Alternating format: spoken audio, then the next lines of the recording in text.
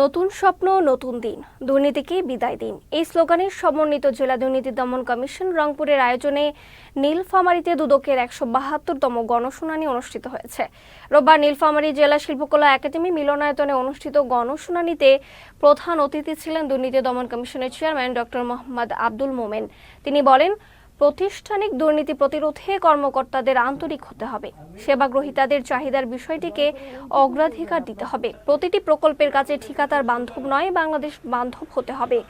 অনুষ্ঠানে বিশেষ অতিথি ছিলেন দুদকের কমিশনার মিয়া মোহাম্মদ আলী আকবর আজিজি।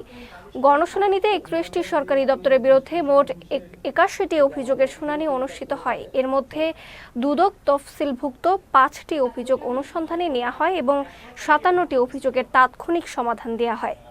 আমার মনে হয় এই দুইটাকে যদি আমরা একসাথে মিলাই, যে অন্যের হক নষ্ট করব না আর নিজেদের কুপ্রবৃত্তি দমন করব, তাহলে তো আমাদের দুর্নীতি দমন কমিশনের আইন কানুন অফিস কোনো কিছুর দরকার নেই, কিচ্ছু লাগবে না। এমনিতেই আমরা আমাদের যে ধরনের সংকটের কথা আমরা বলি, যে ধরনের সমস্যা সমাধান করতে আমরা এখানে আসি, তা এমনিতেই সমাধান হয়ে যায়। কিন্তু তারপরেও দুর্ভাগ্য যে আমরা সবগুলি হয়তো ঠিকভাবে বাঁধি না, যে জন্য আমাদের এটা করতে হয়।